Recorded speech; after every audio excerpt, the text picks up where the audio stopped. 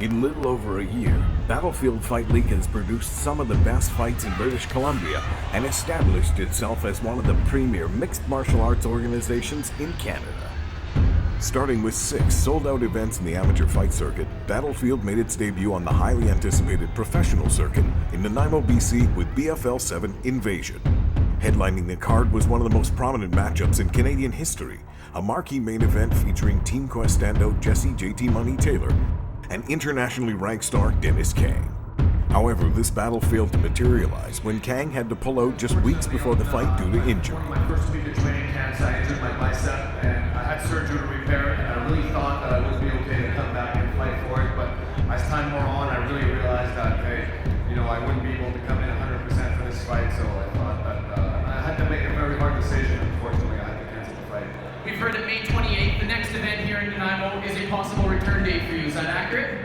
Absolutely. It's 100% sure that I will be back for May 28th, so we'll be fighting in Nanaimo, the Battlefield event there. With both Kang and Taylor now back healthy and ready to resume their war, we prepare once again to meet in Nanaimo for a crucial matchup in the middleweight division.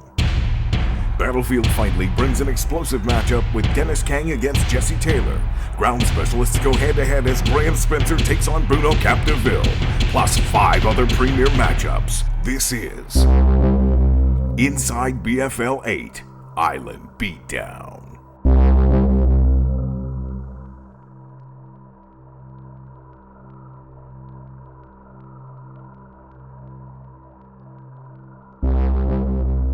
This portion of Inside BFL 8 is sponsored by Universal MMA.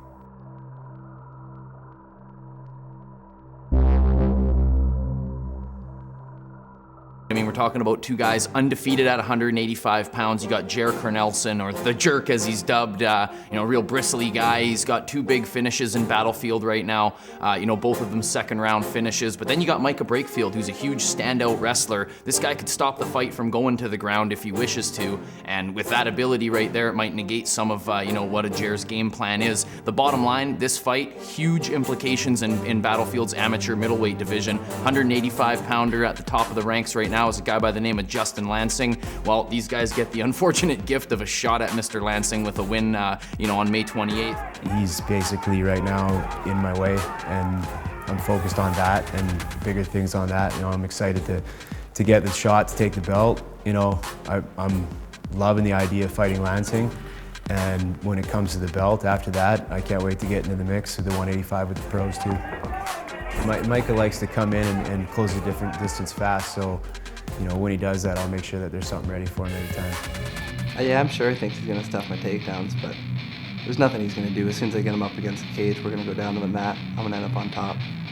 And my stand-up, too. At the beginning, I had no stand-up. Now, at least I can throw a jab, and I'm pretty stiff, too.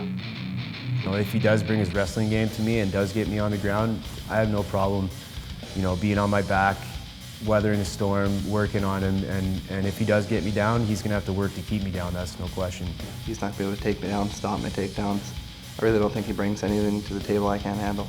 Me and Micah, we're buddies, but it's me or him right now, and it's going to be me. I'm going to be stronger. I'm going to be faster. There's nothing Jared can do to stop me from doing what I want to do in this fight. For my money, the fight to start the show off, there's nothing amateur about it except the fact it's a 3-minute round fight. Make sure you get to your seats early because Cornelson and Brakefield's going to pop the roof off Frank Crane Arena very early.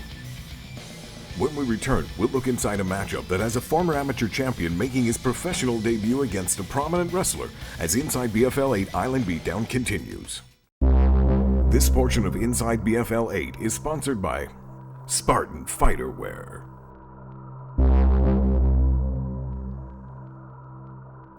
Interesting thing about this fight is you see Gary Mangat in his first pro fight. So in terms of experience, it won't be any different, but in the cage, it's gonna be a lot different. He's gonna face a guy who has the ability to take the fight to the ground and dictate it.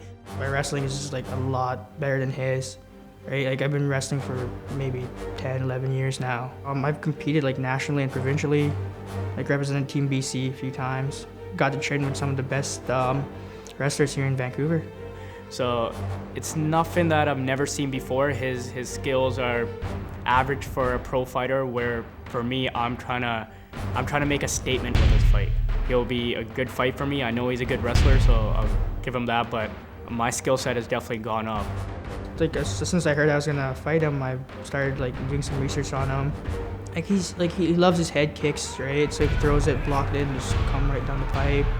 Sometimes he'll drop his hands, his previous fights, and like he doesn't engage enough. He just pretty much waits for you to come in.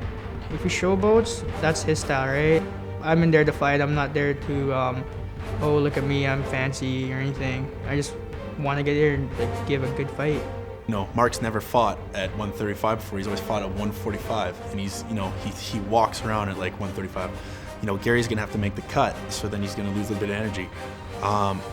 Gary's been working really good on his wrestling. Well, Mark is a 2-time national wrestling champion. This is gonna be a real exciting fight.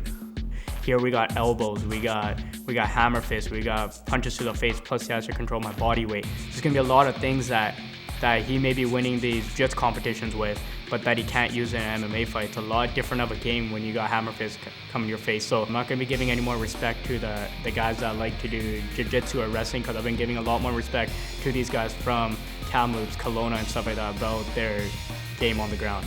And I think I'm right up there with these guys. Takedown's definitely gonna be one of the big strategies to get him down to the ground, clinch him, but if he stuffs it, I'll be happy to trade with him standing. On May 28th, you guys are gonna see the best Gurdarshan St. Line Mangat step into the Battlefield cage and get ready to make a statement. Like, not a lot of people know me right now, so with fighting like a big name like Gary, win or lose, people are definitely gonna know who I am. You know, Gary's gonna have to show that the ground game has jumped up a level, as has the takedown defense. I know he's been working a lot on his striking, but he's gonna have to know that with a guy like Delgado, you know, you gotta be aware that the fight could go to you being on your back.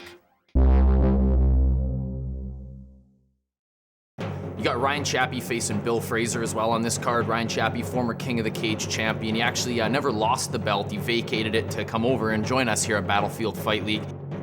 I'm very strong in my ground game. I feel like, obviously I hit very hard. I think I have the edge in standing. Well, one edge for sure I have is my wrestling, for sure. I mean, I'm a very good wrestler. Looks like a game guy, looks like pretty well-rounded, but I think I'm better at everything that he does, so. But I don't know too much on him, but I think I know enough for sure. Standing in his way, though, a guy that's very experienced in Bill Frazer, comes out of the Comox Boxing Club over on the island. This guy's, he's been fought in the MFC, he's fought in some big promotions. He's here in Battlefield now, and he's looking to make a name for himself. I think him and Chappie square off, and this one's probably going to be a pretty damn good fight. About as well-rounded as they come. I love doing everything. I love kicking, punching, choking people. Yeah, I don't think it'll be a factor as long as I'm in shape. It doesn't matter. I mean, I have to look a little bit more at how he fights and what kind of fighter is. I mean, predicting a fight is fairly impossible, really. Wrestling, striking, jiu-jitsu. I think I have the edge in all of them. But I feel comfortable going anywhere in this fight, to be honest. Just finishing the fight is more ideal. Whether it comes from a knockout, TKO, or submission, it really doesn't matter to me. None of my fights have gone to a decision. Win or lose, they end before the final bell. So they're always exciting. I'm gunning for that Battlefield welterweight title. Bill Frazer is my next fight that Battlefield's put in front of me, and whoever Battlefield puts in front, I'm gonna win in dominating fashion. Whatever it takes to get that Battlefield belt. If you go into a fight thinking you're invincible, we'll see what happens afterwards. A lot of guys don't fight after they lose just because they can't handle losing. My determination is that much more as well. So I'm gonna be expecting the best Bill Frazer, that possibly Bill can bring. So, but that being said, he's gonna face a great Ryan Chappie too. This portion of Inside BFL 8 is sponsored by Platform Vancouver.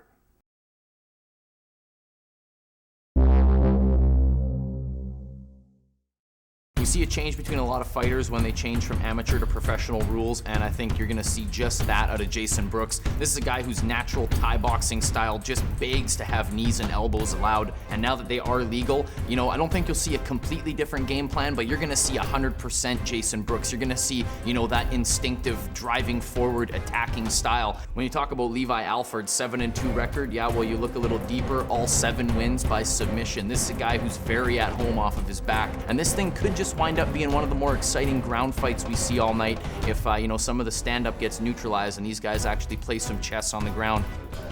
Levy? Well, I don't know what I've seen is. Americans. It's a big transition, it's a big step. It's hard, to work and train full time. And, especially going to a pro fight, rounds are 5 minutes long. You're adding your elbows, your knees in there. Rules are a little different. Guys are better. Guys have been training and fighting for years. It's gonna be a big step from amateur, I think. I heard in Canada you're either a hockey player or kickboxer, so I don't know. So I just go up there and just try to bring my game, and then hopefully they bring their game too, because I'm always in the best shape that I've ever been in, so hopefully they are too, because then it wouldn't be a fight. It wouldn't be worth it. I just like fighting, man. It's just fun, I usually just go fight to fight, see what happens. Then we'll have a fight, and after that, you win, lose, whatever, you see what's gonna happen. Go talk to the camp, and they're like, maybe work on this, and now I just want to keep going, so see where it takes me. I said Levi Alfred has great length, and he absolutely does, but with the killer instinct that the juggernaut Jason Brooks possesses, I'm expecting to see a thunderous, premiere into his professional mixed martial arts career. I just seen this last fight against Chappie a little bit. But yeah, he's decent. He's an opponent, he's tall, he's got lots of reach, apparently he's pretty good on the ground. And if the fight ever does go to the ground, I'm really confident on my back or on my top game. I'll be looking for a sub really fast. You're coming here from out of town, you're getting booed on the road. They're cheers, man. It pumps you up, you feel good, and then you beat it, you're getting booed, and then you beat a guy, and you're like, hate me. But everyone loves it. Coming to Vancouver to take out the top talent. I didn't come all the way up here from Spokane to walk away as a loser. I'm walking away with a victory tonight. May 28th, man. Come in there and train hard. Let's put on a show. Up next, an unstoppable force in the middleweight division finds a roadblock standing in his way of a title shot when Inside BFL 8 Island Beatdown continues.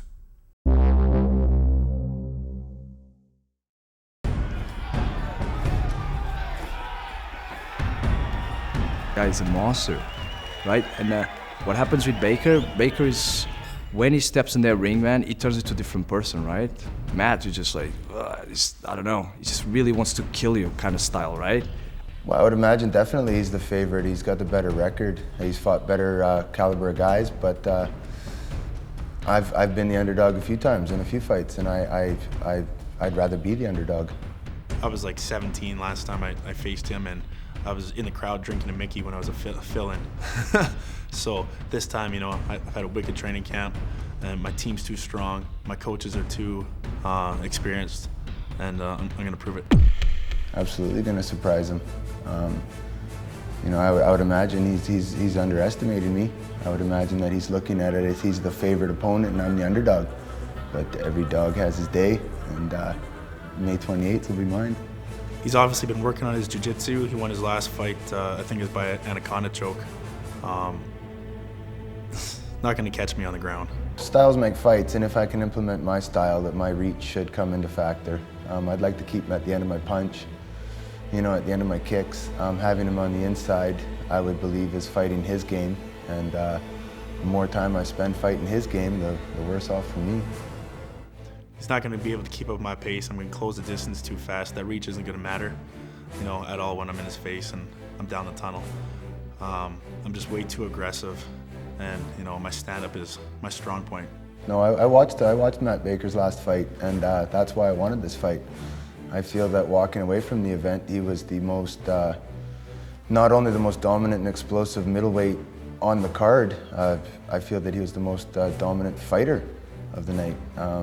That slam and those forearms were something explosive, and he had the wow factor. So I really feel that, he came into my yard and walked away with the stellar performance, and I wouldn't mind taking a shot at that.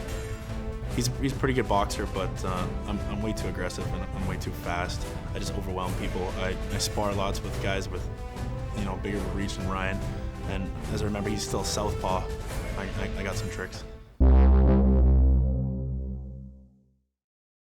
Co-main event, you get Bruno Capdeville, Graham Spencer, 145-pound awesome fight here, and you get the hometown kid Graham Spencer. You have one of the top featherweights in all of Canada, a 6-1 record. With a win here, he is the #1 ranked featherweight in Battlefield. Standing in his way though, guy that's a real handful on the ground, Bruno Capdeville. This should be a fantastic ground war, as Spencer's a good wrestler, but Bibiano Fernandez has taught Bruno Capdeville a lot of tricks of the trade when it comes to Brazilian Jiu-Jitsu. I grew up right here in Nanaimo, born and raised.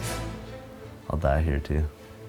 I don't know too much about him. I seen him fight a few years ago. I know he's supposed to be really good at Jiu-Jitsu.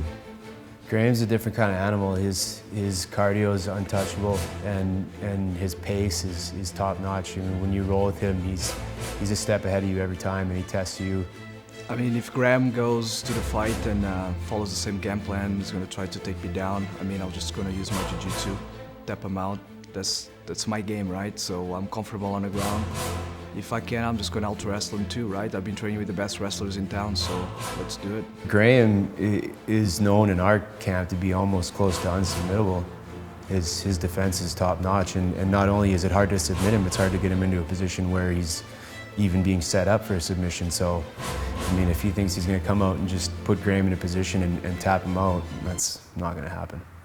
Yeah, standing, I think he's got some good kicks. I think my hands will be better than his. I think I'll be faster and more powerful. My wrestling and my takedowns are going to be too much for Bruno in this fight. He might think that he's going to take me down, but I'm going to be all over him, slamming him, elbowing him. That's it. The one thing that we haven't seen from Bruno yet is his full skill set. His stand-up is really good. It's really quick. He's really quick on his feet, and his submission game is really good. You're gonna see some of the best well-rounded skills you're gonna see from stand-up to ground, some of the most slickest jiu-jitsu and wrestling skill that you're gonna get from Bruno is gonna be in the next fight. If the fight ends on the ground, I mean, I'm very comfortable in my skills, right? I can finish the fight on the ground for sure. We'll see where it goes from there. Hopefully I can finish on top too. I think my stand-up is good enough to knock people out, so who knows? Never knocked anyone out. Maybe it'll be the first one. If he thinks when we go to the ground he's just gonna submit me, man, he's way off. If we go to the ground, I'm gonna be on top, punching him and elbowing him in the face, passing his guard. I'm gonna be all over him. After this fight, everyone's gonna know that I'm a beast on the ground, and I'm a beast standing too. There's nothing that he can do to stop me. Once I come to the Nanaimo, I'm going to use my stand-up. I'm going to get Graham so frustrated with my stand-up that it's going to take me down. It's going to take me down. I'm going to get submission after submission till he taps out.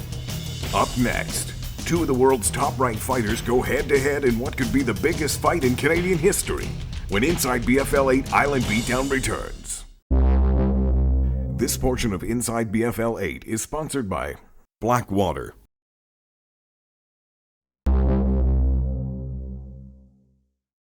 Outside of the Ultimate Fighting Championship, this may be one of the biggest fights we see all year in the middleweight division, because one of these guys could very well end up there by the time 2011 is done. JT Money Taylor comes out of Team Quest in Sacramento, very wrestling heavy gym, and we're gonna see if Dennis can work off of his back a little bit, get the fight back to standing, and implement that great striking game.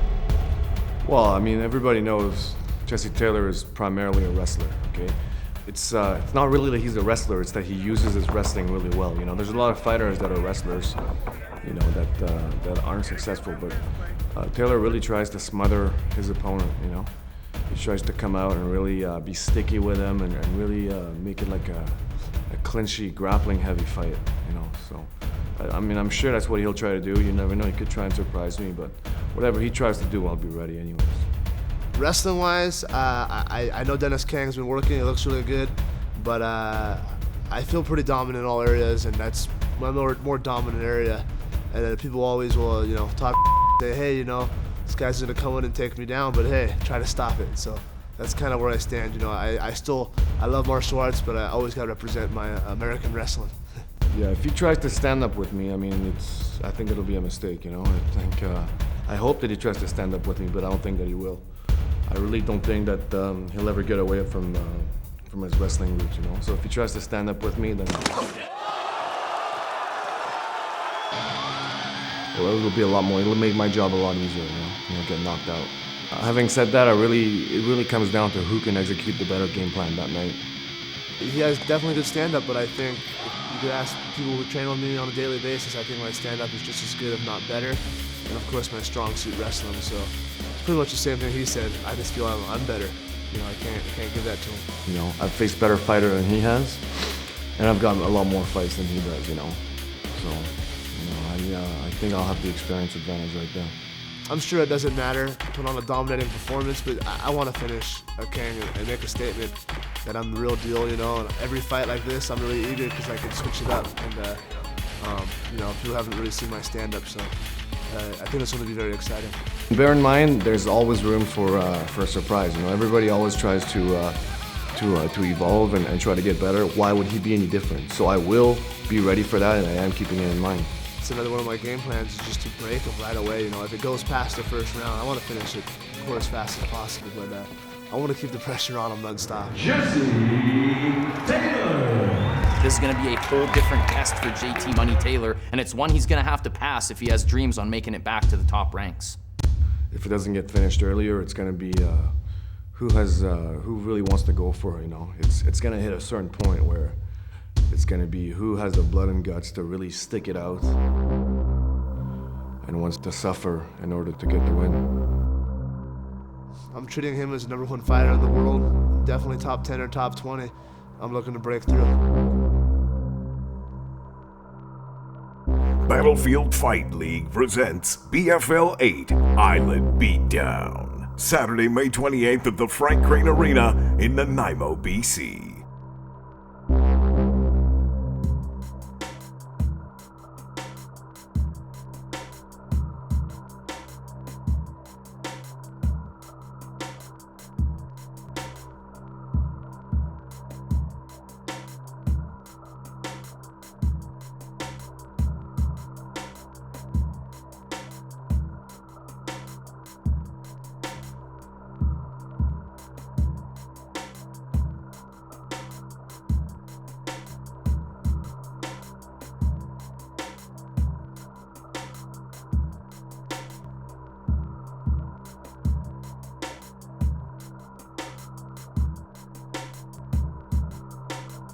That wasn't bad at all, you guys. That's a West Coast air, buddy. West Coast ear training made by Jason Brooks.